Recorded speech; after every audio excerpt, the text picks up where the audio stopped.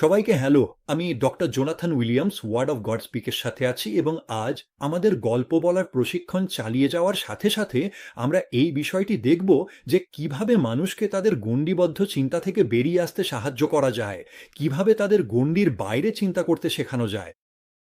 পরিচর্যায় আমাদের সকলের মুখোমুখি হওয়া অন্যতম বড় চ্যালেঞ্জ হলো মানুষের সীমাবদ্ধ চিন্তাভাবনা। এখন আমি যখন সীমাবদ্ধ চিন্তাভাবনা বলি, তখন আমি এটা বোঝাতে চাই না যে মানুষ বুদ্ধিহীন। আমি মোটেও তা বোঝাতে চাইছি না। কিন্তু আমি যা বলতে চাইছি তা হলো, কিছু মানুষ তাদের সাংস্কৃতিক ঐতিহ্যের দ্বারা সীমাবদ্ধ এবং তারা প্রত্যেকের জিজ্ঞাসা করা প্রশ্নগুলোর নতুন উত্তর বুঝতে হিমশিম খায়। আমরা এখানে কিভাবে এলাম? আমরা এখানে কেন? ঈশ্বরের প্রকৃত স্বরূপ কি? আমার পাপ এবং লজ্জার বিষয়ে আমি কি করতে পারি? আমি কিভাবে আমার ভয়কে জয় করতে পারি? আমার মৃত্যুর পর কি হবে? সব মানুষই মাঝে মাঝে এই প্রশ্নগুলো নিয়ে ভাবে, কিন্তু প্রায়ই তারা তাদের সাংস্কৃতিক ও ধর্মীয় ঐতিহ্যের কারণে এবং আমাদের বলা উচিত শয়তানের মিথ্যার কারণে তাদের চিন্তাভাবনায় গণ্ডিবদ্ধ হয়ে থাকে।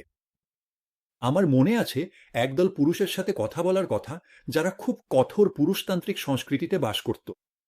আমার বন্ধু যে তাদের মধ্যে কাজ করছিল, সে আমাকে ইফিসীয় 5 অধ্যায় থেকে কথা বলতে বলেছিল এবং কিভাবে তাদের স্ত্রীদের ভালোবাসা প্রয়োজন সে সম্পর্কে। তাই আমি তাই করলাম এবং পুরুষরা আমি কি বলছি তা কিছুই বুঝতে না পেরে আমার দিকে তাকিয়ে রইল। আপনার স্ত্রীদের ভালোবাসা, তাদের সেবা করা, আপনার স্ত্রীদের জন্য নিজের জীবন উৎসর্গ করা, আমি অনুবাদক ছাড়াই তাদের সাথে কথা বললেও একই হতো। তারাই ছিল তাদের ঘরের কর্তা। তাদের কথা এবং তাদের ইচ্ছাই ছিল আইন, এবং অন্য কোনো বাস্তবতাও ছিল না। জীবনযাপনের অন্য কোনো উপায় ছিল না। তারা শতাব্দী ধরে এভাবেই বসবাস করে আসছিল। কিভাবে কেউ এই ধরনের চিন্তা ভাবনা, এই ধরনের মানসিকতা থেকে বেরিয়ে আসতে পারে? ঈশ্বরের বাক্য মানুষের সীমাবদ্ধ চিন্তাভাবনার উদাহরণ উপস্থাপন করে, অথবা আমি আজ যেভাবে বলছি তাদের গণ্ডিবদ্ধ চিন্তাভাবনার উপায়। প্রেরিত 28 অধ্যায় পৌল এবং অন্যান্য ক্রু সদস্য এবং তাদের জাহাজের যাত্রীদের মাল্টা দ্বীপে আটকে পড়ার গল্প বলে। এটি প্রেরিত 28 অধ্যায়। তাই আসুন এই অধ্যায়ের প্রথম কয়েকটি পদ দেখি। এটি সত্যিই বেশ আকর্ষণীয় একটি গল্প। নিরাপদে তীরে পৌঁছানোর পর আমরা জানতে পারলাম যে দ্বীপটির নাম ছিল মাল্টা। দ্বীপবাসীরা আমাদের প্রতি অসাধারণ দয়া দেখিয়েছিল। তারা আগুন জ্বালিয়েছিল এবং আমাদের সবাইকে স্বাগত জানিয়েছিল, কারণ তখন বৃষ্টি হচ্ছিল এবং খুব ঠান্ডা ছিল। পৌল এক গাদা শুকনো কাঠ সংগ্রহ করেছিলেন এবং তিনি যখন তা আগুনে দিচ্ছিলেন, তখন তাপের কারণে বেরিয়ে আসা একটা বিষধর সাপ তার হাতে কামড়ে ধরেছিল। দ্বীপবাসীরা যখন তার হাত থেকে সাপটিকে ঝুলে থাকতে দেখল, তখন তারা একে অপরকে বলল, এই লোকটি অবশ্যই একজন খুনি, কারণ যদিও সে সমুদ্র থেকে রক্ষা পেয়েছে, তবুও ন্যায় বিচারের দেবী তাকে বাঁচতে দেননি। কিন্তু পৌল সাপটাকে ঝেড়ে আগুনের মধ্যে ফেলে দিলেন এবং তার কোনো ক্ষতি হলো না। লোকেরা আশা করেছিল যে সে ফুলে উঠবে বা হঠাৎ মরে পড়ে যাবে, কিন্তু অনেকক্ষণ অপেক্ষা করার পর এবং তার কোনো অস্বাভাবিক কিছু না দেখে তারা তাদের মত পরিবর্তন করল এবং বলল যে সে একজন দেবতা। আমি এই গল্পটি দুটি কারণে পছন্দ করি। প্রথমত, এটি পলের জীবনে ঈশ্বরের পরাক্রমী শক্তির কাজের একটা দুর্দান্ত গল্প। তবে আমি এটা পছন্দ করি কারণ এটি এমন একটা গল্প যা মানুষের সীমাবদ্ধ চিন্তাভাবনা, তাদের গণ্ডিবদ্ধ চিন্তাভাবনা দেখায়। লোকেরা পলকে একটি ভাইপার সাপের কামড় খাওয়া একজন বন্দী হিসাবে দেখে এবং তারা সিদ্ধান্ত নেয় যে সে অবশ্যই একজন খুনি। সে সমুদ্রের দেবতার ক্রোধ থেকে রক্ষা পেয়েছে, কারণ সে একজন বন্দী। সে স্পষ্টতই কিছু ভুল করেছে, তাই সে সমুদ্রের দেবতার ক্রোধ থেকে রক্ষা পেয়েছে। কিন্তু ন্যায় বিচারের দেবী তাকে মারার জন্য একটি সাপ পাঠিয়েছেন। কিন্তু পল মারা যান না, তিনি এমনকি অসুস্থও হন না। এবং লোকেরা যখন দেখে, তারা অবাক হয়ে যায় এবং তারা এই লোকটির সম্পর্কে অন্য একটি সিদ্ধান্তে আসে। সে অবশ্যই একজন দেবতা। মনে হয় যে এই দুটিই ছিল একমাত্র ধারণা, একমাত্র দুটি বিভাগ যেখানে মানুষ চিন্তা করতে পারত। সে একজন খুনি, সে একজন দেবতা। মনে হচ্ছিল অন্য কোনো সম্ভাবনার কথা ভাবার ক্ষমতা কারও নেই। এমন কি হতে পারে যে সাপটি বিষাক্ত ছিল না? অথবা হয়তো পর সাপটিকে ধরেছিলেন এবং এটি তাকে সত্যিই কামড়ায়নি। হয়তো পল একজন সুস্থ মানুষ ছিলেন এবং তিনি রোগ প্রতিরোধ ক্ষমতা তৈরি করেছিলেন। হয়তো একজন শক্তিশালী ঈশ্বর আছেন যিনি তাকে সুস্থ করেছেন। লোকেরা কেবল দুটো সম্ভাবনার কথা ভাবতে সক্ষম। তাদের চিন্তাভাবনা গণ্ডিবদ্ধ। প্রেরিত 14 অধ্যায় এবং 8 থেকে 20 পদ এই রকম আরেকটি গল্প প্রদান করে। আমরা সব পথ পড়ব না, তবে তাদের গণ্ডিবদ্ধ চিন্তাভাবনা সারমর্ম বোঝার জন্য যথেষ্ট পড়ব। এটি ৮ পদ থেকে শুরু হয়। লুস্ত্রায় একজন লোক বসেছিল যে খোঁড়া ছিল। সে জন্ম থেকেই এমন ছিল এবং কখনো হাঁটেনি। পল যখন কথা বলছিলেন তখন সে শুনছিল। পল সরাসরি তার দিকে তাকালেন, দেখলেন যে সুস্থ হওয়ার জন্য তার বিশ্বাস আছে এবং চিৎকার করে বললেন, তোমার পায়ে ভর দিয়ে দাঁড়াও। তাতে লোকটি লাফিয়ে উঠল এবং হাঁটতে শুরু করল। পল যা করেছিলেন তা দেখে জনতা লুকাওনীয় ভাষায় চিৎকার করে উঠল, দেবতারা মানুষের বেশে আমাদের কাছে নেমে এসেছেন। বার্নবাকে তারা জিউস এবং পলকে তারা হার্মিস বলে ডাকত, কারণ তিনি ছিলেন প্রধান বক্তা। জিউসের পুরোহিত, যার মন্দিরটি শহরের ঠিক বাইরে ছিল, শহরের গেটে ষাঁড় এবং মালা নিয়ে এসেছিলেন, কারণ তিনি এবং জনতা তাদের উদ্দেশ্যে বলিদান করতে চেয়েছিলেন। কিন্তু আমরা জানি কি ঘটেছিল। পল এবং বার্নাবা খুব আতঙ্কিত হয়ে বললেন, না না, আমরা দেবতা নই, এবং তারা তাদের কাছে সুসমাচার প্রচার করলেন। এবং তারপরে যখন পলের কিছু শত্রু শহরে এলো, তারা লোকদের বোঝাল যে পল এবং বার্নাবা প্রতারক, তারা ভণ্ড ছিল এবং তারা পলকে পাথর ছুঁলে মারল। তাই তারা তাদের পূজা করা থেকে তাদের হত্যা করার চেষ্টা করতে শুরু করলো। তাদের চিন্তাভাবনা গণ্ডিবদ্ধ ছিল। তাদের চিন্তাভাবনার অন্য কোনো সম্ভাবনা আছে বলে মনে হয়নি।